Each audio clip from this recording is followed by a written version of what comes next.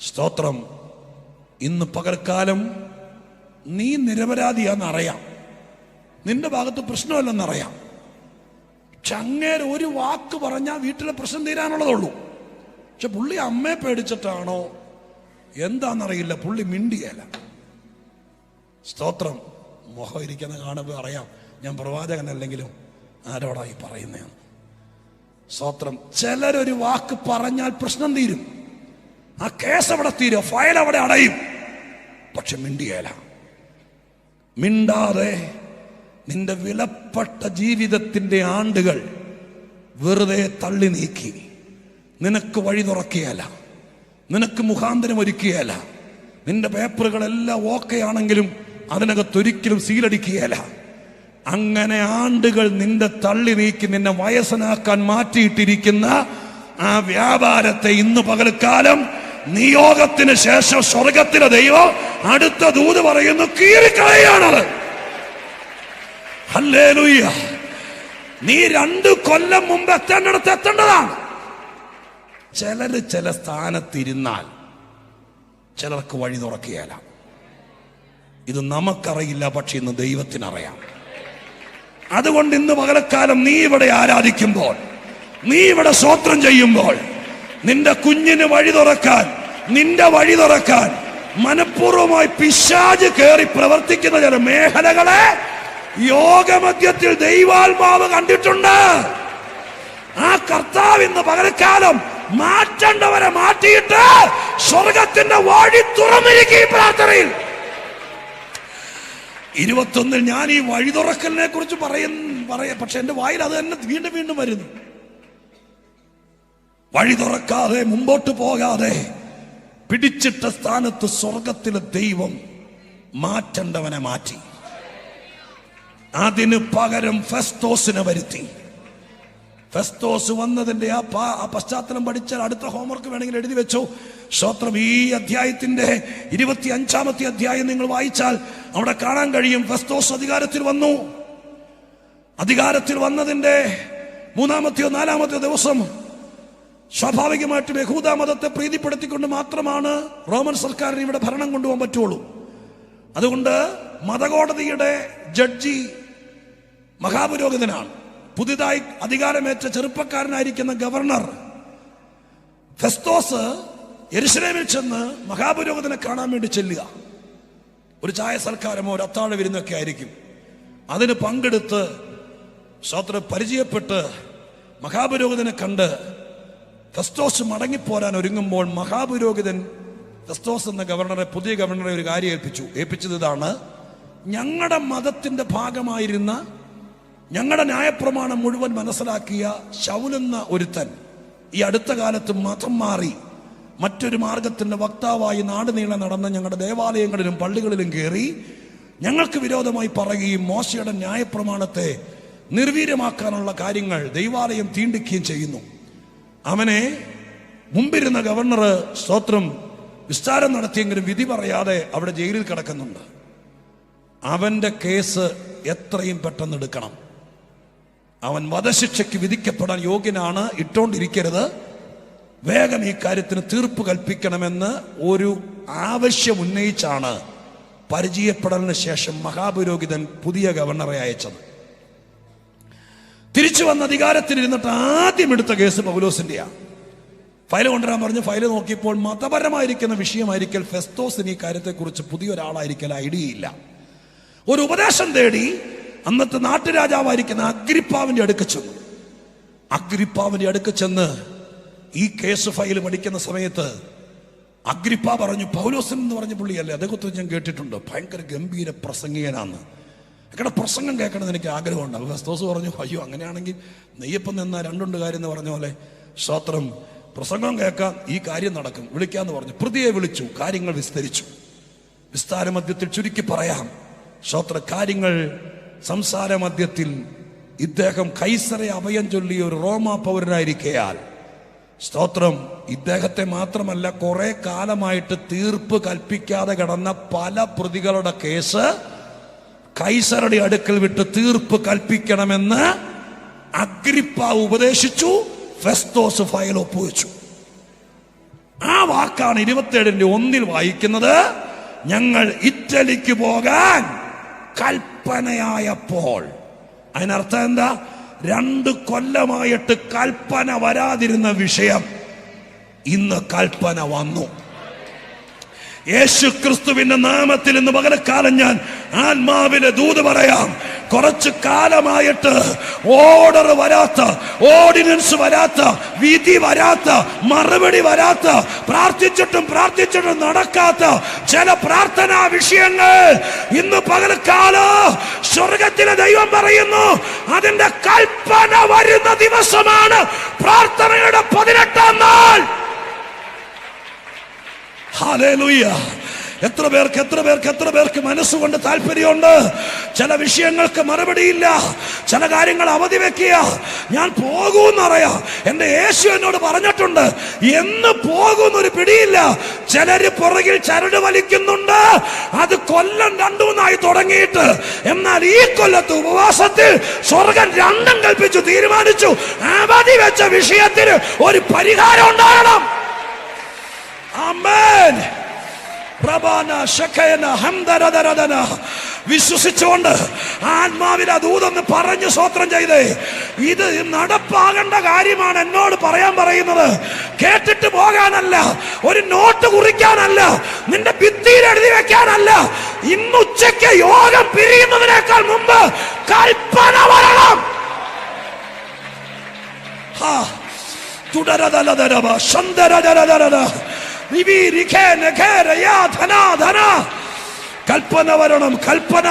കൽപ്പന വരണം. അങ്ങനെ പറഞ്ഞുകൊണ്ട് ആരാധിക്ക്. എന്റെ കർത്താവേ, സർട്ടിഫിക്കറ്റ് പിടിച്ചു വെച്ചിരിക്കുന്ന, ഫയലുകൾ പിടിച്ചു വെച്ചിരിക്കുന്ന, എക്സാം എഴുതിയിട്ട് കാലങ്ങളായി റിസൾട്ട് വരികയില്ല, പഠനം നടന്നിട്ട് കാലങ്ങളായി പരീക്ഷ എഴുതിയല്ല, അങ്ങനെ കാലം കളയുന്ന, നിന്റെ ആയുസ് പാഴാക്കുന്ന, നിന്റെ വഴി അടച്ച യേശുവിന്റെ നാമത്തിൽ ആ കൽപ്പന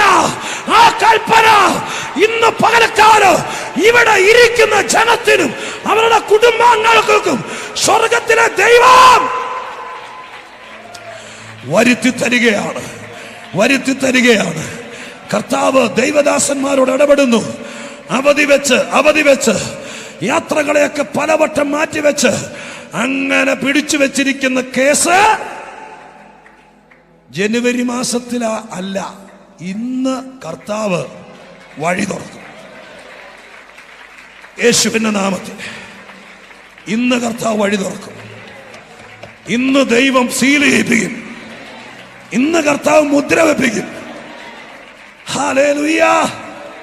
പൗലോസിന്റെ ഭാഷയിൽ ഞങ്ങൾ ജയില് ചാടി റോമിൽ പോകുന്നവരല്ല, കൈക്കൂലി കൊടുത്തു പോകുന്നവരല്ല. സ്തോത്ര ഹല്ലേലൂയ. ഞങ്ങൾ കള്ളയൊപ്പിട്ടോ കള്ളക്കഥ പറഞ്ഞു പോകുന്നവരല്ല, കൽപ്പന മേടിച്ചോണ്ടേ പോകുള്ളൂ. അതിന് തന്റെ ഇടമുള്ള ദൈവമക്കൾ, എനിക്ക് ദൈവമുണ്ട്. 10 രൂപ കൈക്കൂലി കൊടുക്കരുത്, ആരുടെ കാല് പിടിക്കാൻ പോകരുത്, ഒരുത്തന്നെ പുറകെ പോകരുത്. നീ ദൈവത്തിന്റെ മോളാ, നിന്റെ വിഷയം ദൈവത്തിന്റെ വിഷയമാ.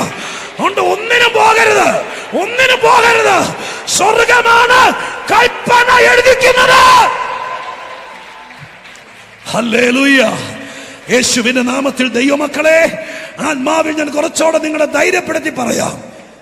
എല്ലാ ആളുകളും കൽപ്പനയിൽ ഒപ്പിടാത്തവരല്ല, ഒപ്പിടുന്നവരും ദൈവത്തിന്റെ കയ്യിലുണ്ട്. സ്തോത്രം. മനസ്സിലായോ? സ്തോത്രം. നിയമനങ്ങൾക്ക് തടസ്സം നിൽക്കുന്ന 1000 പേര് സമൂഹത്തിലുണ്ടെങ്കിലും നിന്റെ വിഷയത്തിന്, സഭയുടെ വിഷയത്തിന് ഒപ്പിടുന്ന ഓരധികാരി ഉണ്ടെങ്കിൽ അവനെ ദൈവം ഫോട്ടോ വെച്ച് കൊണ്ടുവരും. അവനെ ദൈവം നിനക്ക് ആവശ്യമുള്ള ഓഫീസിൽ കൊണ്ടുവരും. അവൻ അവിടെ കസേരയിലിരിക്കും. അവൻ നിന്റെ ഫയൽ എടുപ്പിക്കും. നീ അല്ലല്ലോ പറഞ്ഞത്. ഹല്ലേലൂയ.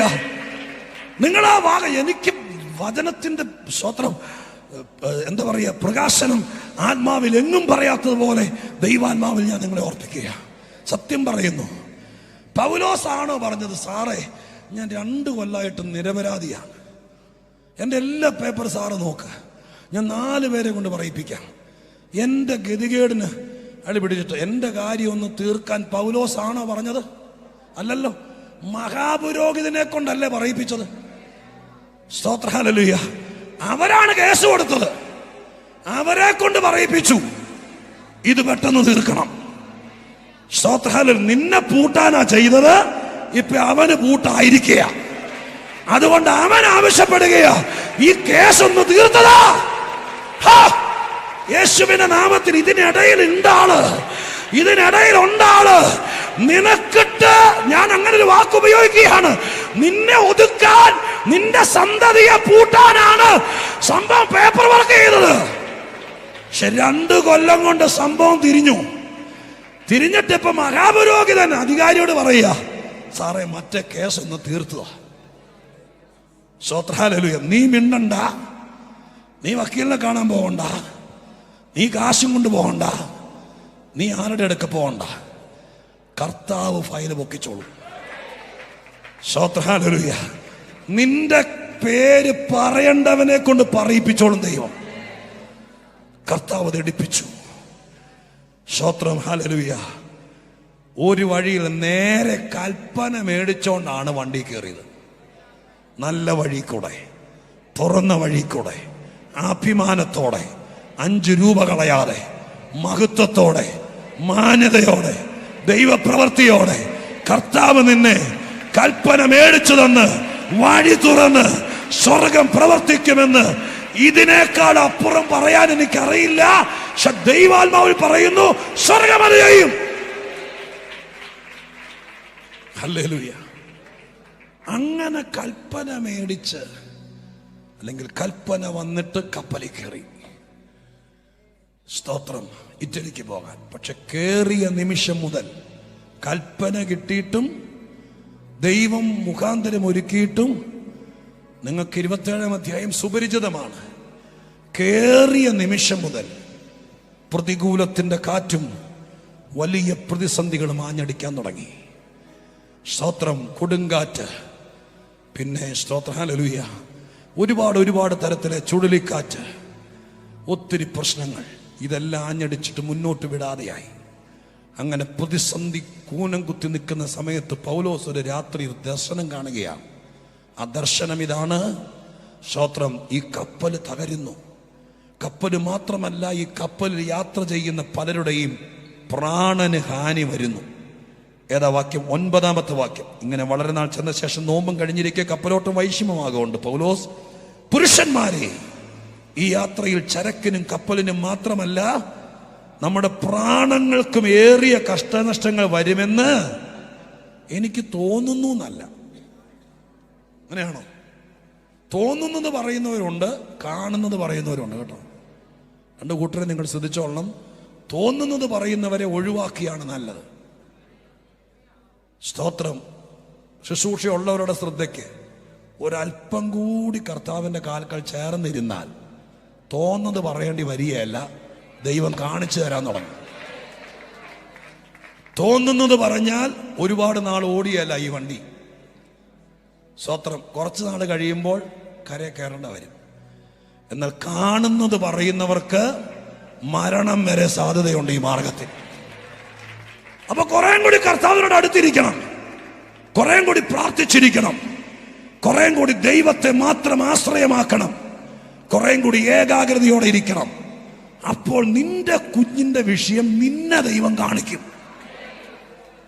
തോന്നുന്നത് വല്ലതും പറഞ്ഞിട്ട് തലയിൽ വല്ലതും വലിച്ചു കയറ്റിയിട്ട് ലാസ്റ്റ് കുടുംബം മുഴുവൻ അനുഭവിക്കുന്നേക്കാൾ നല്ലത് ദൈവത്തിന്റെ പാദപീഠത്തിൽ ഇരിക്കുമ്പോൾ സ്വർഗം കൃത്യം അടയാളങ്ങൾ കാണിക്കും. എന്റെ ഉറച്ച വിശ്വാസം ഇന്നും ദൈവ പണി നിർത്തിയിട്ടില്ല. ഒരു ബലഹീന വിശ്വാസി ദൈവത്തോട് ചോദിക്കുക, എന്റെ കർത്താവെ എനിക്കറിയില്ല, എന്റെ കുഞ്ഞിനെ ഞാൻ പൊന്നുപോലെ വളർത്തിയതാ, 3 കല്യാണം വന്ന് നിൽക്കുക, ഏതാ സ്തോത്രം, എനിക്കൊന്നും തീരുമാനിക്കാൻ പറ്റുന്നില്ല. ഞങ്ങളെപ്പോലത്തെ ആരോടെങ്കിലും പറഞ്ഞു കഴിഞ്ഞാൽ അവരെന്തെങ്കിലും തോന്നുന്നത് പറയും. എല്ലാവരും അല്ല, പലരും. അയ്യോ നിങ്ങൾക്ക് അബദ്ധം പറ്റിയിരിക്കുന്നതെന്ന് അങ്ങോട്ട് നോക്കി പറയാം, ഞാൻ ഇങ്ങോട്ട് നോക്കി പറയാം. സ്തോത്രം. മനസ്സിലായോ? ചുമ്മാ പണി എളുപ്പമാണ്. എന്താ എളുപ്പം? ഞാനിത് തന്നെ പറയാം. 3 എണ്ണം വന്ന് നിൽക്കുന്നു. ഇതിനകത്ത് ഏത് തിരഞ്ഞെടുക്കണമെന്ന് നിങ്ങൾക്ക് യാതൊരു കൈ നനയാതെ മീൻ പിടിക്കാൻ എളുപ്പം എന്നാണെന്നറിയാമോ? നേരെ ഫോൺ എടുക്കുക, 9447604243 അടിക്കുക. എൻ്റെ നമ്പറാ. സ്തോത്രം. പിടിയിട്ട് കാണിയല്ല. സ്തോത്രം. അടിച്ചിട്ട് ചോദിക്കുക, പാസ്റ്ററെ ഒരു ഉപദേശത്തിന് ഇങ്ങനെ 3 കേസ് വന്നിട്ടുണ്ട്. ഇതിനകത്ത് ഏതിനെ തിരഞ്ഞെടുക്കണമെന്ന് അറിയില്ല. പ്രാർത്ഥിച്ചിട്ട് പറയാമോ എന്ന് ചോദിച്ചാൽ ഞാൻ ഭയങ്കര തിരക്കാട്ട് ഓടുക. ഒരു 3-6 പ്രാവശ്യം വിളിക്കുമ്പോൾ അങ്ങനെയൊന്നും വരാതിരിക്കട്ടെ, ഉദാഹരണം പറയുന്ന കേട്ടോ. സ്തോത്രം. ഒഴിവാക്കാൻ വേണ്ടി തോന്നുന്നത് എന്തെങ്കിലും പറയേണ്ട വരും. സത്യം ഞാൻ ചെയ്തെന്നല്ല, ഒരു ഉദാഹരണം പറയുന്നതാ. അപ്പൊ തോന്നുന്നത് കേട്ടിട്ട് എല്ലാം അങ്ങനെ ആകണമെന്നില്ല. ഒത്തിരി പേർക്ക് പറ്റിയിട്ടുണ്ട്. നമുക്ക് ഈ അനുഗ്രഹിക്കപ്പെട്ട ചർച്ചിൽ ഞാൻ ഇത്രയും നേരം പറഞ്ഞുകൊണ്ടിരുന്നത് വചനം കേട്ടാൽ വഴി തുറക്കുന്ന ചർച്ചിൽ നമ്മൾ വേണ്ടാത്ത ബൈപ്പാസ് കയറേണ്ട കാര്യമില്ലല്ലോ. അപ്പോ നിങ്ങൾ ദൈവത്തിന്റെ സന്നിധിയിൽ ഇരുന്നിട്ട് ലളിതമായി പറയണം, കർത്താവേ, അങ്ങയെ മാത്രം സ്നേഹിച്ച എൻ്റെ ചാർച്ചക്കാരുടെയും കുടുംബക്കാരുടെ ഇടയെന്ന് ഞാനാണ് ആദ്യം ഇറങ്ങിയത്. എൻ്റെ വിശ്വാസം കണ്ട് എൻ്റെ ഭർത്താവ് ഇറങ്ങി, എൻ്റെ 2 കുഞ്ഞുങ്ങൾ ഇറങ്ങി. ഇപ്പോഴും വീട്ടിലാരും ഇത് അംഗീകരിച്ചിട്ടില്ല. ഇതിനിടയിൽ കാലങ്ങൾ കടന്നുപോയി. കുഞ്ഞിന് പ്രായമായി 3 പേര് വന്ന് നിൽക്കുക. എനിക്കിതിനകത്ത് ഏത് തിരഞ്ഞെടുക്കണമെന്ന് അറിയില്ല. എനിക്കൊരടയാളം കാണിച്ചു തരണം. ദൈവം കാണിച്ചു തരുന്നതിനെ ഞാൻ കണ്ണടച്ച് വിശ്വസിക്കാം എന്നൊരു മോനെ പോലെ മോളെ പോലെ പ്രാർത്ഥിച്ചാൽ ഈ ദൈവത്തിന് ചങ്കുള്ള ദൈവ, മനസ്സുള്ള ദൈവ, കല്ലല്ല ദൈവം. സ്തോത്രഹല്ലേലൂയ. സാധാരണക്കാരിക്ക് വഴി പറഞ്ഞു കൊടുക്കാൻ സ്വർഗത്തിലെ ദൈവം എന്തെങ്കിലും ഒരു ഐഡിയ, ഒരു അടയാളം കാണിക്കാതിരിക്കുകയില്ല. അപ്പൊ കൃത്യമായി നമ്മളെ കാണിച്ചു തരും ദൈവം പറഞ്ഞു തരും. അത്രയ്ക്ക് സുന്ദരമാണ് ക്രിസ്തീയ ജീവിതം. ഊഹാഭോഗത്തിന്റെ പുറത്ത് പണിയുന്നതല്ല ആത്മീക ജീവിതം. തോന്നലുകളുടെ പുറത്ത് പണിയുന്നതല്ല ഇത്. ഇതിനകത്ത് ക്രിസ്റ്റൽ വളരെ കൃത്യമായ ട്രാൻസ്പെറന്റ് ആയ സത്യസന്ധമായ മാർഗമാണ് ക്രിസ്തീയ മാർഗം. ഒറ്റക്കാര്യം ഇതിനിടയിൽ എളുപ്പവഴി നോക്കരുത്. ദൈവത്തിന് ഇഷ്ടമല്ല. നീ ഇരുന്ന് പ്രാർത്ഥിക്കേണ്ട കാര്യം നീ പ്രാർത്ഥിക്കണം. നീ ദൈവത്തോട് ചോദിക്കേണ്ട കാര്യം ചോദിക്കണം. അത് 2000 രൂപ കൊടുത്തിട്ട് ആരെങ്കിലും ഏൽപ്പിച്ചാൽ പണി എപ്പ കിട്ടിയെന്ന് നോക്കിയാൽ മതി. സ്തോത്രം. മനസ്സിലായോ? ഈ മാർഗത്തിലെ ഒരു കാര്യവും ഞാൻ അപ്പോസ്തല പ്രവൃത്തിയിൽ ഒരുത്തരോട് പറഞ്ഞ പോലെ പറയാം. സ്തോത്രം. ദൈവസ്നേഹത്തിൽ കർത്താവിന്റെ സന്നിധിയിൽ നന്ദിയുള്ള ഹൃദയത്തോടെ നിങ്ങളൊരു കൂട്ടായ്മയിൽ നിൽക്കുമ്പോൾ, നിങ്ങളുടെ ഒരു കൂട്ടത്തിൽ മുമ്പോട്ട് പോകുമ്പോൾ കൈ നിറച്ച് നന്മ അതിന്റെ നടത്തിപ്പിന് വേണ്ടി കൊടുക്കണം. സ്തോത്രം. നല്ല സ്തോത്രം പറയുന്ന വിചാരിച്ചത്. പക്ഷേ 500ന്റെ 4 നോട്ട് കാണിച്ചിട്ട് നിന്റെ വിഷയത്തിന്റെ വഴി പറഞ്ഞു തരാൻ, കാശിന് വഴി പറഞ്ഞു തരാൻ ഇതിനകത്ത് ഉപയോഗിച്ചാൽ ദൈവം അതിന് നടപടിയെടുക്കും. സ്തോത്രം. അതല്ല ഈ മാർഗം. പിന്നെ എന്താ? നമ്മൾ മുഴങ്കാലും അടക്കി പ്രാർത്ഥിക്കുമ്പോൾ ചിലപ്പോൾ നീ വിളിക്കാത്ത ഒരുവനെ ദൈവം നിന്റെ വീട്ടിലേക്ക് വിടും. ആ മനുഷ്യരെ കണ്ടിട്ട് ആദ്യമൊക്കെ നമുക്ക് ഉൾക്കൊള്ളാം. പിന്നെ പള്ളേ പറഞ്ഞു വരുമ്പോൾ ദൈവം വിട്ടതാണെങ്കിൽ നമ്മുടെ മനസ്സിനണങ്ങും. അങ്ങനെയല്ല നമ്മളൊക്കെ ഈ കൂട്ടായ്മ വന്നേ. നമ്മളെ അമ്മച്ചനും മാവിയും കളിക്കുമല്ലോ. ലോകത്തിൽ ഒരിക്കൽ പോലും കണ്ടിട്ടില്ലാത്ത സ്തോത്രം. ഒരുപക്ഷെ നമ്മുടെ സ്റ്റാറ്റസിനും സ്റ്റാൻഡേർഡിനും പറ്റാത്ത ചിലരെ ദൈവം വീട്ടിൽ വിട്ടു. പക്ഷേ അവിടെ നിന്ന് പിരിയുന്നതിനേക്കാൾ മുമ്പ് നമ്മുടെ മനസ്സ് പറഞ്ഞു ദൈവം വിട്ടതാണ്. അങ്ങനെ തോന്നിയത് കൊണ്ടാണ് നമുക്ക് പലർക്കും ഇതിനകത്ത് നിൽക്കാൻ പറ്റിയത്. ദൈവം അത് ഇന്നും ചെയ്യാൻ വിശ്വസ്തനായ ദൈവമാണ്. പൗലോസ് തോന്നുന്നു എന്നല്ല പറഞ്ഞത്, ഞാൻ കാണുന്നു എന്നല്ല പറഞ്ഞത്. എന്താ കാണുന്നത്? ഈ കാറ്റത്ത് കപ്പൽ തകരുകയും ഈ തകർച്ചക്കകത്ത് നമ്മളിൽ ചിലരുടെ പ്രാണന് ഹാനി വരും. പ്രാണന് ഹാനി വരിക എന്ന് പറഞ്ഞാൽ മരിക്കുമെന്നതിനർത്ഥം. വേറൊരു ഭാഷയെ പറഞ്ഞെന്നുള്ളൂ, മരിക്കുമെന്നർത്ഥം. ഈ കാര്യം ശതാധിപനോട് പറയും. കാരണം ഇയാള് ജയിൽ പുള്ളിയല്ലേ. അദ്ദേഹത്തിന്റെ അധികാരി ശതാധിപനോട്, സാറേ ഞാൻ ഇന്നലെ ഒരു ദർശനം കണ്ടു, ഒരു കാഴ്ചപ്പാട് കണ്ടു. നമ്മൾ കയറിയിരിക്കുന്ന ഈ കപ്പല് ഈ കാറ്റത്ത് തകരും. കപ്പല് തകരുന്ന മാത്രമല്ല, നമ്മൾ ചിലരുടെ പ്രാണന് ഹാനി വരും. ശതാധിപൻ ഇത് കേട്ടിട്ട് കപ്പൽ പ്രമാണിയോടും കപ്പലിന്റെ കാലാവസ്ഥ നിരീക്ഷകരൊക്കെ ആയിരിക്കുന്നതിനകത്തുള്ള മാലൂമിയോടൊക്കെ പറഞ്ഞു, ഈ കപ്പലിൽ യാത്ര ചെയ്യുന്ന ആള് കുറ്റവാളിയാണ്. പക്ഷേ അയാളെ ഞാൻ ആദ്യം മുതൽ ശ്രദ്ധിക്കുന്നു, വളരെ ഭക്തനാണ്, ഇപ്പോഴും പ്രാർത്ഥനയാണ്, ഒരു ശല്യമില്ല. ആ മനുഷ്യൻ എന്നെ വിളിച്ചൊരു കാര്യം പറഞ്ഞു. അയാൾ കഴിഞ്ഞ രാത്രി ഒരു ദർശനമോ സ്വപ്നം എന്തോ കണ്ടെന്ന് അയാളോട് ദൈവം പറഞ്ഞെന്നായിരിക്കും. അതിന്നതാണ്, ഈ കപ്പൽ തകരുമെന്നും ഇതിനകത്ത് പലരുടെയും പ്രാണന് ഹാനി വരുമെന്നും. ഉടനെ അവര് പറഞ്ഞു, ആദ്യമായിട്ട് കപ്പലിൽ കയറിയവനെ വലിയ കടൽ ചുരുക്കായിരിക്കും. ഇതിങ്ങനെ ഫോട്ടോ വെച്ച് കലൂർ ട്രിപ്പ് അടിക്കുന്ന പോലെ എല്ലാ ദിവസവും ട്രിപ്പ് അടിക്കുന്ന വണ്ടിയായത്. കടലാണെങ്കിൽ കാറ്റ് വരും, സ്വത്രം ആടി ഒലയും. ഇതൊക്കെ പുള്ളി ആദ്യമായി കയറിയതുണ്ട് വേല. ഇതൊക്കെ ഈ വണ്ടിയിൽ സ്ഥിരമുള്ളതാ. സാറും ഉണ്ടായിരിക്കുക, അതൊന്നും പ്രശ്നമല്ലെന്ന് അവർ പറഞ്ഞു. ശതാധിപൻ പൗലോസനും പറഞ്ഞു, മേലാ ഇങ്ങനെയുള്ള കാര്യം പറയരുത്, ആൾക്കാർക്ക് പേടിയാ സ്വത്രം എന്നും പറഞ്ഞു. അതവിടെ ഒതുങ്ങി. പക്ഷേ ഞാൻ അവിടെ കണ്ടൊരു നല്ല കാര്യം പറയാം. ഈ പൗലോസിനെ അംഗീകരിച്ചില്ല എന്ന് വേണം പറയാൻ. അംഗീകരിച്ചില്ലെങ്കിലും ഈ മനുഷ്യൻ ഈ കാഴ്ചപ്പാട് കണ്ടിട്ട് ഇത് സംഭവിക്കരുതേ എന്ന് പ്രാർത്ഥിച്ചിട്ടുണ്ട്. എനിക്ക് എന്നെ പോലുള്ളവർക്ക് ഇപ്പം പ്രാർത്ഥിച്ചുകൊണ്ടിരിക്കുക അത് മാറി വരാൻ വേണ്ടി. ഒരു പ്രശ്നമുണ്ട്, എന്താണെന്നറിയാമോ? ഞാനിപ്പോൾ ഒരാളുടെ ദൂത് പറയാം ഇതുപോലെ, സ്വത്രം ബ്രദറെ ഈ കപ്പൽ തകരും, പ്രാണന് ഹാനി വരും, പാസ് വല്ല പണി നോക്കും, മേലെ ഇത് പറയുമെന്ന് പറയുമ്പോൾ പിന്നെ എനിക്കൊരു തോന്നൽ വരും, കർത്താവേ ഇവൻ്റെ ഒരു പണി കൊടുക്കണേ. കാരണം ഞാൻ നിന്റെ ദാസനും നീ എൻ്റെ ദൈവമാണെന്നറിയാൻ വേണ്ടി ഇവൻ്റെ ഓട് പൊളിക്കണേന്ന് ഞാൻ അങ്ങനെ ഒരു തോന്നൽ എനിക്കുണ്ട്. നിങ്ങളും പ്രാർത്ഥിക്കുക അത് മാറാൻ വേണ്ടി. നിങ്ങളെല്ലാം തങ്കക്കൊടാന്നറിയാം, പക്ഷെ എനിക്കങ്ങനെ പ്രശ്നമുണ്ട്. പക്ഷെ പൗലോസ് ഇങ്ങനെ അംഗീകരിച്ചില്ലെങ്കിലും അവർ വിശ്വസിച്ചില്ലെങ്കിലും ഇത് സംഭവിക്കരുത് എന്ന് പ്രാർത്ഥിച്ചിട്ടുണ്ട്. എങ്ങനെ അറിയാം? എവിടെ അങ്ങനെ ഒരു വാക്യമില്ല. പക്ഷെ എങ്ങനെ അറിയാം? 22-ാമത്തെ വാക്യത്തിലേക്ക് നോക്കി. 22-ാമത്തെ വാക്യത്തിലേക്ക്, എങ്കിലും ഇപ്പോൾ ധൈര്യത്തോടിരിപ്പാൻ ഞാൻ നിങ്ങളോട് അപേക്ഷിക്കുന്നു, കപ്പലിനല്ലാതെ നിങ്ങളുടെ ആരുടെയും പ്രാണന്. അപ്പൊ നോക്കിയേ, 9-ാമത്തെ വാക്യത്തിനകത്ത് പ്രാണന് ഹാനി വരുമെന്നെഴുതി. 22-ാമത്തെ വാക്യത്തിനകത്ത് അദ്ദേഹം പറയുന്നു, ഇല്ല സാറേ, കപ്പല് തകർന്നാലും പ്രാണന് ഹാനി വരില്ല. അതിനെ കാലത്തൊന്ന് പറയുകയും ഉച്ചയ്ക്ക് മാറ്റി പറയുകയും ചെയ്യുന്നു. ആരും അംഗീകരിക്കാതെ വന്നപ്പോൾ എന്നാ പിന്നെ മാറ്റി പറഞ്ഞേക്കാന്ന് വെച്ചാണോ? അങ്ങനെ പറയുന്ന ഒരാളാണോ പൗലോസ്? പിന്നെ എന്താ കാര്യം? ഞാൻ ഈ വാക്കുകൾ തമ്മിൽ ഇങ്ങനെ ഇതിന്റെ ഇടയിൽ അനേക പ്രാവശ്യം 10-ാം വാക്യം മുതൽ 21-ാം വാക്യം വരെ എന്താണ് സംഭവിച്ചതെന്ന് വായിക്കുമ്പോൾ ദൈവം എന്നോട് പറഞ്ഞു, ഡാ ഈ അപ്പോസ്തല പ്രവൃത്തി കടന്ന് കറങ്ങിയാൽ ദൂത് മാറി വരുന്ന എങ്ങനെയാന്ന് പിടികിട്ടിയാല. ദൂത് മാറി വരുന്ന എങ്ങനെയാന്ന് പിടികിട്ടണമെങ്കിൽ നീ ഹിസ്കിയാവിനോട് ചോദിക്കണം. അങ്ങനെ പറഞ്ഞപ്പോഴേക്ക് നമുക്ക് പിടികിട്ടി. ബൈബിൾ അറിയാറുന്നല്ലോ. ഞാൻ പെട്ടെന്ന് യെശയ്യാവ് 38-ാം അധ്യായത്തിലേക്ക് നോക്കി. യെശയ്യാവ് 38-ാം അധ്യായത്തിനകത്ത് ഹിസ്കിയാവിനോട് യെശയ്യാവ് വന്നിട്ട് പറഞ്ഞു, നീ മരിച്ചു പോകും, നിന്റെ ഗ്രഹകാര്യം ക്രമത്തിലാക്ക്. മരിച്ചു പോകും, ഗ്രഹകാര്യം ക്രമത്തിലാക്കെന്ന് പറഞ്ഞത് ഒരു വഴിപോക്കനല്ല, ആ കാലഘട്ടത്തിലെ കെടുകെട്ടിയ പ്രവാചകനാണ്. പക്ഷെ പ്രവാചകൻ ഓട്ടോ വെച്ച് ബസ് സ്റ്റാൻഡിൽ ചെല്ലുന്നതിനേക്കാൾ മുമ്പ് ദൈവം തിരിച്ചു വിട്ടിട്ട് പറഞ്ഞു മരിക്കില്ലെന്ന് പറയാൻ. അപ്പൊ ആദ്യം മരിക്കുമെന്ന് പറഞ്ഞ ദൂത് 15 മിനിറ്റിനുള്ളിൽ മരിക്കില്ലെന്ന് പറഞ്ഞതല്ല, പറയിപ്പിച്ചത് എങ്ങനെയാണെന്ന് അറിയണമെങ്കിൽ നീ ഹിസ്കിയാവിനോട് ചോദിക്കണം. ഹിസ്കിയാവിനോട് ചോദിച്ചപ്പോൾ അദ്ദേഹം പറഞ്ഞു, വേറെ പണിയൊന്നുമില്ല, സ്തോത്രം, ആരെയും ഈ പണി ഏൽപ്പിക്കുകയും ചെയ്യരുത്.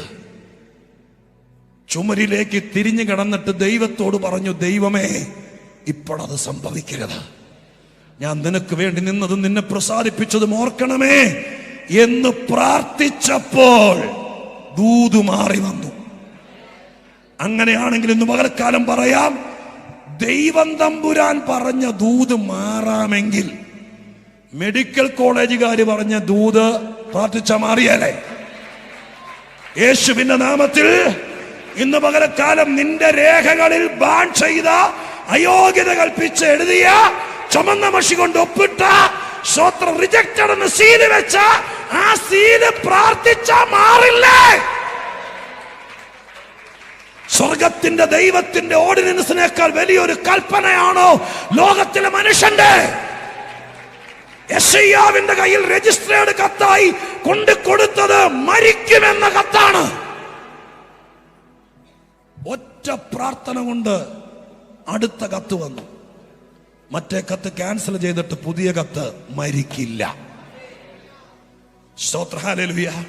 9-ാം വാക്യത്തിനകത്ത് കപ്പലിൽ യാത്ര ചെയ്യുന്ന പലരുടെയും പ്രാണന് ഹാനി വരും.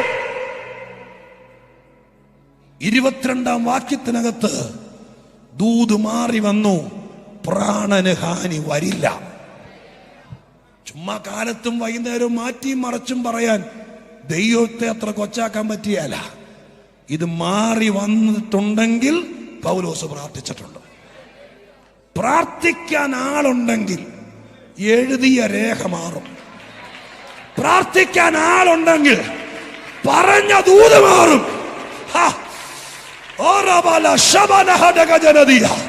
യേശുവിന്റെ നാമത്തിൽ അയോഗ്യത കൽപ്പിച്ച് അടച്ച വഴികളെ ഉന്നതനായ ദൈവത്തിന്റെ വലിയ കൃപയാൽ ഇന്ന് പകലക്കാലം ഇതിനകത്ത് പ്രത്യേകം ദൈവം അത് ചെയ്യുകയാണ്. നിങ്ങൾക്കൊന്നോടെ ഉറച്ചു വിശ്വസിക്കാമോ?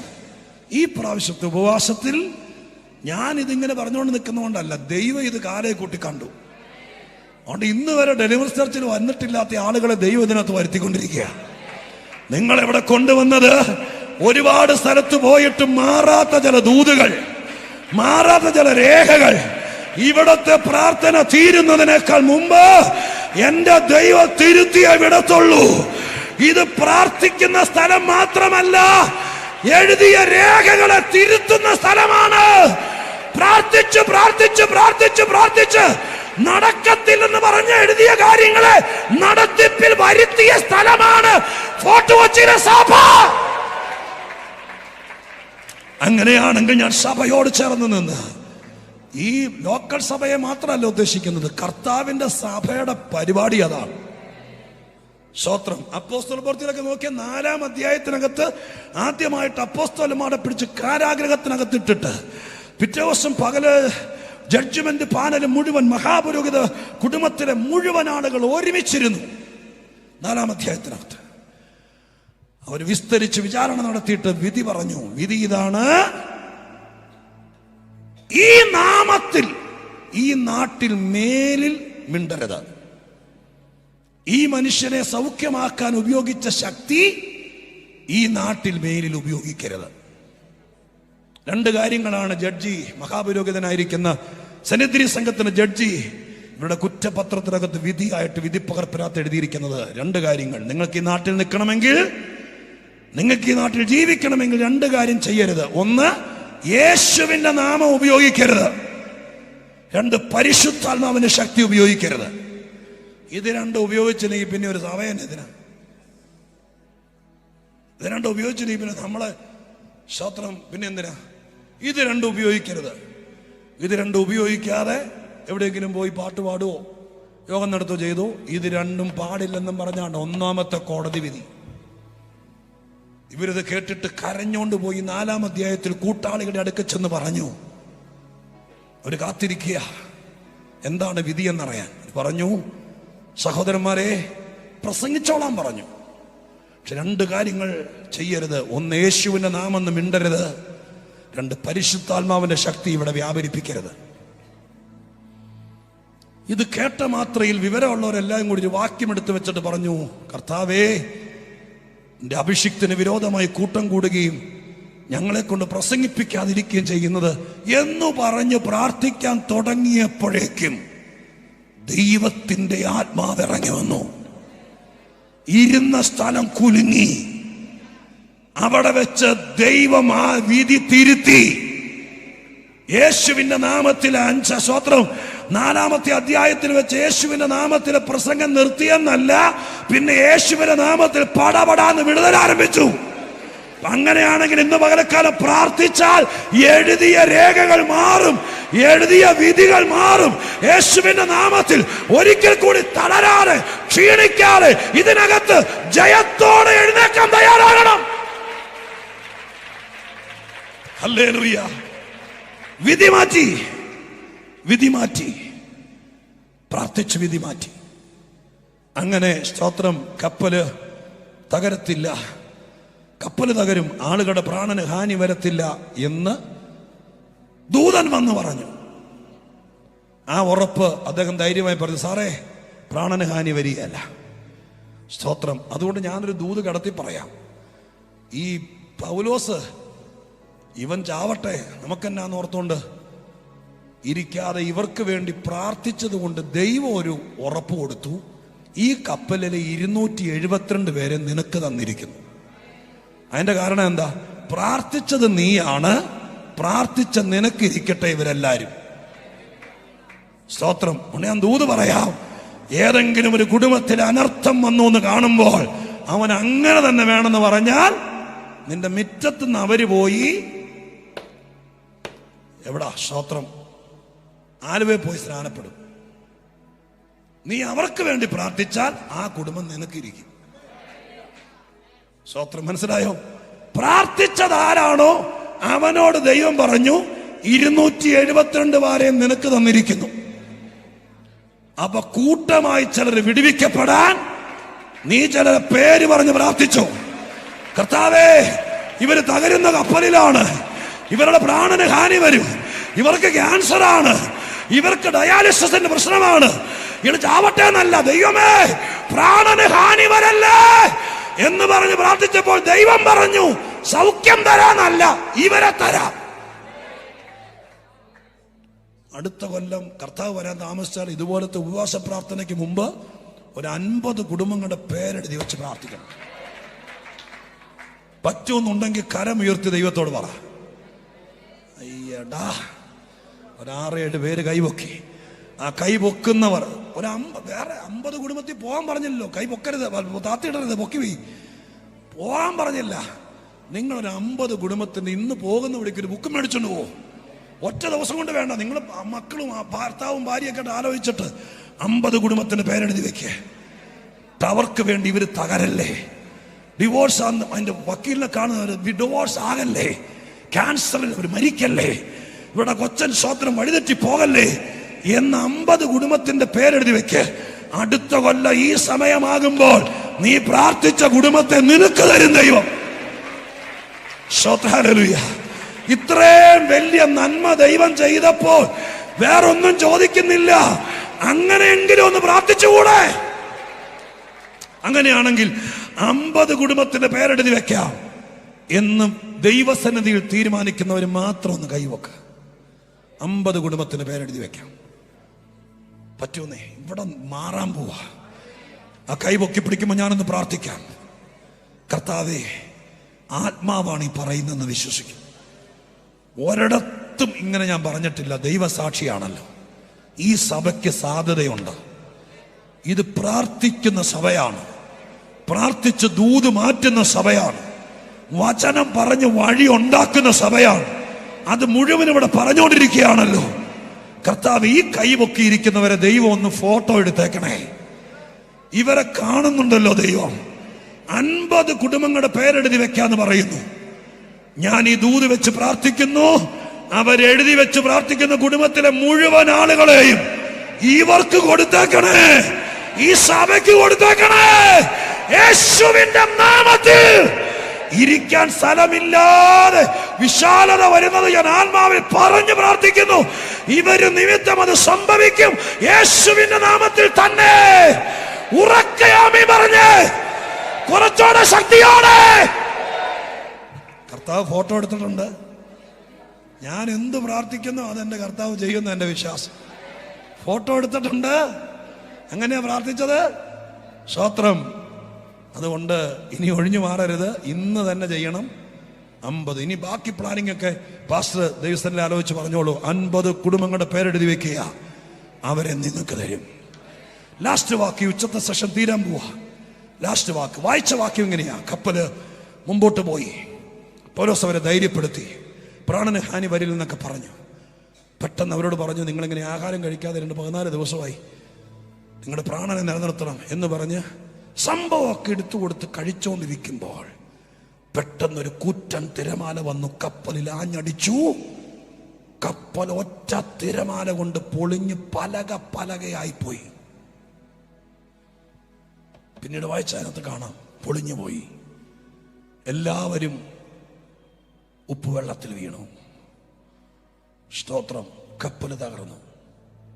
അങ്ങനെ കപ്പൽ തകർന്ന് എല്ലാവരും വെള്ളത്തിൽ, ഈ കപ്പലിന്റെ കണ്ണത്തിൽ അണിയത്തിലൊക്കെ പിടിച്ച് തൂങ്ങിക്കിടക്കുമ്പോൾ റോമൻ പട്ടാളത്തിന്റെ നിയമമനുസരിച്ച് കുറ്റവാളി ചാടിപ്പോയാൽ കുറ്റവാളി അനുഭവിക്കേണ്ട ശിക്ഷ ഈ കാവൽക്കാരനായിരിക്കുന്ന പട്ടാളക്കാരൻ അനുഭവിക്കണം. അതുകൊണ്ട് കപ്പൽ തകർന്നത് ശരിയാണ്.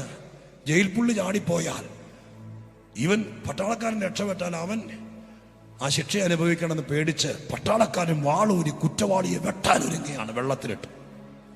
ആ സമയത്ത് ശതാധിപൻ പെട്ടെന്ന് പൗലോസിനെ രക്ഷിപ്പാൻ ആഗ്രഹിച്ച് പറഞ്ഞു, വെട്ടരുത്, വെട്ടരുത് എന്ന് പറഞ്ഞ വാക്കാണ് ഇന്ന് പകലത്തെ പ്രധാന ദൂതന്റെ കുറിവാക്യം. ശതാധിപൻ പറഞ്ഞ വാക്കിങ്ങനെയാണ്, വെട്ടരുത് എന്ന് പറഞ്ഞതിന് ശേഷം അദ്ദേഹം ആ കപ്പലിന്റെ അണിയത്ത് എവിടെയോ തൂങ്ങി ആടിക്കൊണ്ട് അദ്ദേഹം വിളിച്ചു പറയുന്നു,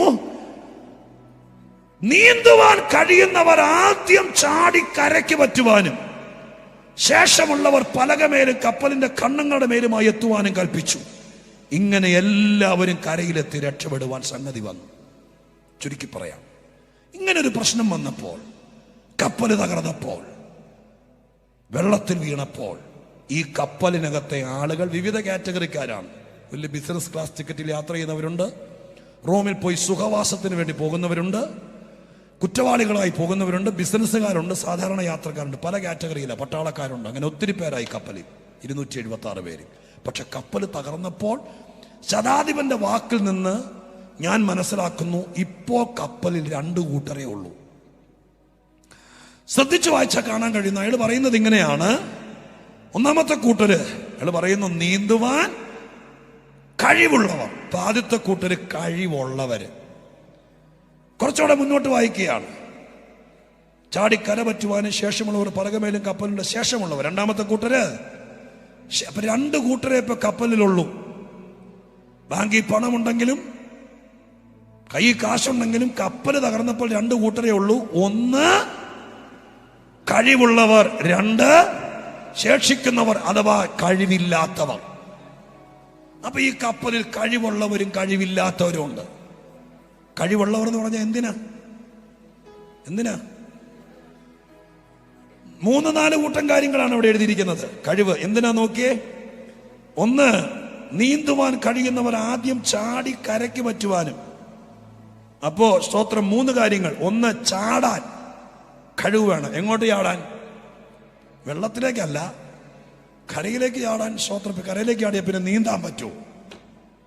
വെള്ളത്തിലല്ലേ നീന്താൻ പറ്റുള്ളൂ. ചാടിയിട്ട് നീന്താനല്ലേ പറഞ്ഞേ, ചാടിയിട്ട് ഓടാനല്ലല്ലോ പറഞ്ഞേ. ഇപ്പൊ എങ്ങോട്ടാ ചാടണ്ടേ? ഇവര് ഇങ്ങനെ പൊളിഞ്ഞു കിടക്കുന്ന കപ്പലിൽ തൂങ്ങി കിടക്കുക. അപ്പൊ ചാടാൻ കഴിവുള്ളവർ എന്ന് പറഞ്ഞാൽ എങ്ങോട്ടാ ചാടണ്ടേ? കടലിലേക്ക് ചാടണം. ഏത് കടലിലേക്ക്? ഇവിടെ ചുമ്മാ വൈകുന്നേരം പാറിക്കിടക്കുന്ന കടലിലേക്കല്ല. 14 ദിവസമായിട്ട് കാറ്റും കോളും കാരണം കിളകി കലിതുള്ളി നിൽക്കുന്ന കടലിലേക്ക് ചാടണം. അതിന് കഴിവുള്ളവർ ഫോർട്ട് കൊച്ചിയിലുണ്ടോന്ന് എനിക്കറിയില്ല. വേണമെങ്കിൽ ഇപ്പൊ പോയി ഒന്ന് ചാടിയിട്ട് വരാം. പക്ഷേ സ്തോത്രം, സുനാമി പോലത്തെ തിരമാലകൾ അലറി നിൽക്കുമ്പോൾ ആ കടലിലേക്ക് ചാടാൻ കഴിവുള്ളവർ ഇതിനകത്ത് ആരൊക്കെ ഉണ്ടെന്ന് അറിയില്ല. 2, നീന്താൻ. എവിടെ നീന്താൻ? ഇതുപോലെ ഇളകി നിൽക്കുന്ന കടലിൽ നീന്താൻ ആരെ കൊണ്ട് പറ്റും? സ്തോത്രം, കരപറ്റാൻ. ഇതുപോലത്തെ കടല് നീന്തി കരപറ്റാൻ കഴിവുള്ളവർ ആരുണ്ട്? അവരെത്ര പേരുണ്ടെന്ന് അറിയില്ല. പക്ഷെ ഈ കപ്പലിനകത്ത് കഴിവില്ലാത്തവരുണ്ട്. കഴിവില്ലാത്തവരല്ല ഉപ്പുവെള്ളം കുടിച്ച് ചാവട്ടെ എന്നല്ല ശതാധിപൻ പറഞ്ഞത്. ശതാധിപൻ പറഞ്ഞു കഴിവില്ലാത്തവർ പലകമേൽ പിടിച്ച് രക്ഷപ്പെടട്ടെ. അതിനർത്ഥം എന്താ? ഞാൻ ആത്മീക വ്യാഖ്യാനം പറഞ്ഞ് അവസാനിപ്പിക്കാം. സ്തോത്രം, കഴിവുള്ള ഒത്തിരി പേര് ഈ കൊച്ചി കാണും. കഴിവുള്ള പലരും ഒരു കര പറ്റി കാണും. പക്ഷെ എത്ര പഠിച്ചിട്ടും കര പറ്റാത്തവർ, എത്ര പ്രാർത്ഥിച്ചിട്ടും കര പറ്റാത്തവർ, എത്ര ഉപവസിച്ചിട്ടും കര പറ്റാത്തവർ, അങ്ങനെയുള്ള ആരെങ്കിലും ഒന്ന് വന്നിട്ടുണ്ടോ? എന്തെല്ലാം ചെയ്തിട്ടും എൻ്റെ പാസ്റ്ററെ കടം മാറിയിട്ട് ജീവിക്കാൻ ഒക്കും തോന്നുന്നില്ല. ഇത് 16ാമത്തെ വാടക വീടാ. സ്വപ്നങ്ങൾ മാത്രമേ ഉള്ളൂ. ഒരു കര പറ്റുന്ന ലക്ഷണമില്ല. കല്യാണം നടക്കുന്നു തോന്നുന്നില്ല. ഇങ്ങനെ പറഞ്ഞ് അലറി നിൽക്കുന്ന വിഷയത്തിന് നടുവിൽ കര പറ്റത്തില്ലെന്ന് പേടിച്ച് നിൽക്കുന്ന ആരെങ്കിലും ഉണ്ടെങ്കിൽ അവർക്ക് വേണ്ടി ശതാധിപൻ പറഞ്ഞ വാക്ക് വ്യാഖ്യാനിക്കുകയാണ്. ശതാധിപൻ പറഞ്ഞു, കര പറ്റാൻ സാധ്യതയില്ലാത്ത കഴിവില്ലാത്തവർ പലകമേൽ പിടിച്ച് രക്ഷപ്പെടട്ടെ. സ്തോത്രം. അതിനർത്ഥം ഞാൻ ഇങ്ങനെ പറയാം, നിനക്ക് കഴിവില്ലാത്തത് കൊണ്ട് നിന്നെ കൈവിട്ടിട്ട് പോകുന്നൊരു സ്ഥലമല്ല ഈ സ്ഥലം. ദൈവം ഈ പ്രാർത്ഥന കഴിയുമ്പോൾ ഏതെങ്കിലും ഒരു പലകഷ്ണം അത് ഒഴുകി നിന്റെ മുമ്പിലെത്തും. അത് ചിലപ്പോൾ സ്തോത്രം ഹല്ലേലൂയ എന്താണ്, ഏത് രൂപത്തിലാണ് ആ പലക ഒഴുകി വരുന്നത് പറയാൻ പറ്റിയല്ല.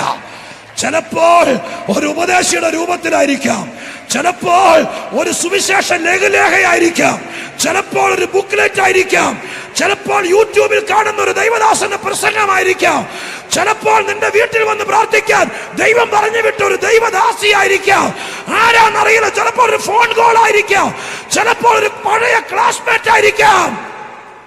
ആരെങ്കിലും ഒരാളെ ദൈവം നിന്റെ മുമ്പിലേക്ക് ഒഴുക്കി വിടും.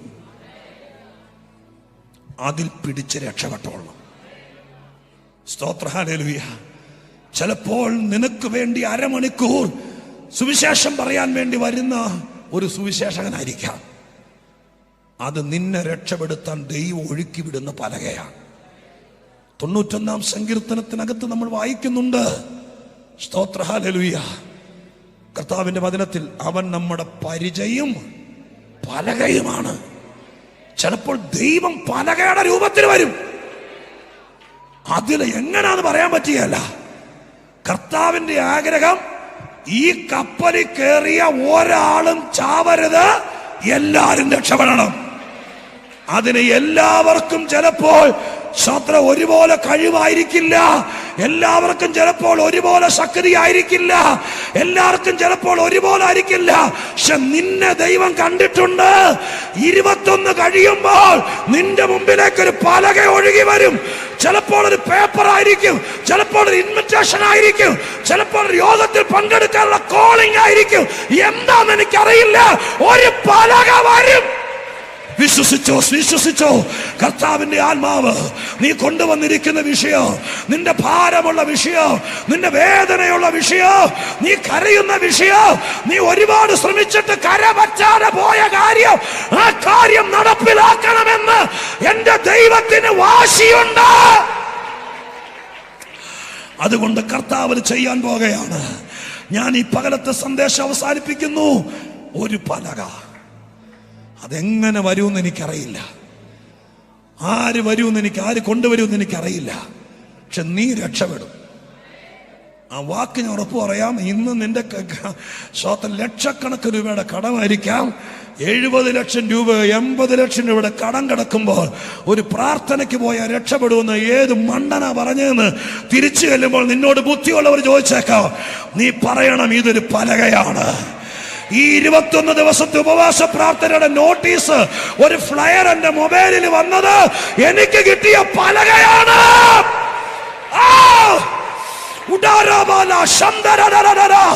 ഞാൻ അതിന് വിടിയേലോ, ഞാൻ അതിന് വിടിയേലോ. എന്റെ ദൈവം എനിക്ക് തന്ന പലകയാണ്. ഡെലിവറൻസ് ചർച്ച് ആരൊക്കെ പറഞ്ഞാലും ഞാൻ ഇതിന് വിടിയേലോ. എത്ര പേർക്ക് ദൈവത്തിൽ വിശ്വസിക്കാം? എന്നെ കേൾക്കുന്ന പ്രിയ സഹോദരങ്ങളെ, സഹോദരിമാരെ, നിങ്ങൾക്ക് ദൈവം ഇട്ടു തന്നൊരു പലക കഷ്ണമാണ് ഈ ചർച്ച്. ഒരുപക്ഷെ നിങ്ങളുടെ നാട്ടിൽ നിങ്ങൾ വണ്ടി ഓടിച്ചു പോകുന്ന വഴിക്ക് ചിലപ്പോൾ 410 സഭകളെ കവർ ചെയ്തായിരിക്കും ഇവിടെ വന്നത്. പക്ഷെ നിങ്ങൾക്ക് ദൈവം തന്ന പലക ഇതാണ്. ഇതിൽ പിടിച്ചു കടന്നോളണം. നീ കര പറ്റും, നീ രക്ഷപ്പെടും, നിന്റെ പിള്ളേര് രക്ഷപ്പെടും. നിന്നെ എവിടെന്ന് പറിച്ചു കളയാൻ, നിന്നെ എവിടെന്ന് തൂത്തുവാരിക്കൊണ്ടു പോകാൻ, ഈ പലകയെന്ന് പിടിപിടിക്കാൻ പലരും ശ്രമിക്കും. പിടിവിടരുത്. ഇതൊരു മുന്നറിയിപ്പിന്റെ ദൂതാണ്. പിടിവിട്ടു പോകരുത്.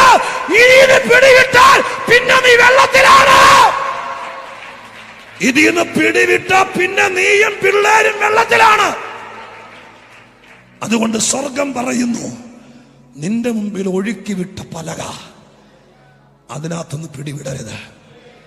ചിലപ്പോൾ വീട്ടിൽ പ്രകോപനം ഉണ്ടാകും. ചിലർ നിനക്കെതിരെ വെട്ടാൻ വാളെടുക്കും. പലകയെന്ന് പിടിവിടരുത്. ദൈവം ഒരു പലകയാണ്. യേശുക്രിസ്തു ഒരു പലക പോലെയാണ്. ഈ ദൂതൊരു പലകയാണ്. ഇന്ന് കിട്ടിയ നിയോഗം ഒരു പലകയാണ്. ഒരു കൈവപ്പ് ഒരു പലകയാണ്. ഒരു ദൈവദാസന്റെ ഫോൺ നമ്പർ കിട്ടിയതൊരു പലകയാണ്. അവര് കുടുംബമായി നിന്റെ വീട്ടിൽ വന്നതൊരു പലകയാണ്. അതിന്ന് പകലക്കാലം മുറുകെ പിടിച്ചാൽ അവരെല്ലാവരും രക്ഷപ്പെട്ടു. രക്ഷപ്പെട്ടവരുടെ കൂട്ടത്തിൽ ഞാനും കാണണമെന്ന് ആഗ്രഹിക്കുന്നവർ കരമുയർത്തി നന്ദിയോടെ സ്തോത്രം ചെയ്താട്ടെ. പോരാ, ശക്തിയോടെ സ്തുതിച്ചാട്ടെ. സ്തുതിച്ചവരെല്ലാവരും ഒരു നിമിഷം കൂടി എഴുന്നേറ്റ് നിന്നാട്ടെ. ഒരു നിമിഷം കൂടെ ഉച്ചത്തെ സെക്ഷൻ നമ്മൾ നിർത്തുകയാണ്. കർത്താവിന്റെ ആത്മാവ് നമ്മോട് അരുളി ചെയ്തു. തുടക്കം മുതൽ കേറിയിറങ്ങി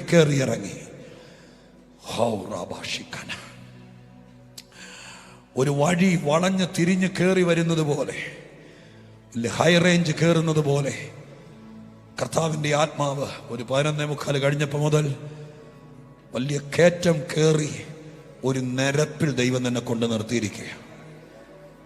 ആ വാക്യത്തിന്റെ ഉറപ്പ് എത്ര പേർക്ക് കിട്ടി? ഞാൻ രക്ഷപ്പെടും, പ്രാണന് ഹാനി വരികയില്ല, കപ്പല് തകർന്നാലും ഞാൻ ശേഷിക്കും, എൻ്റെ ദൈവം എന്നെ കൈവിടുകയില്ല.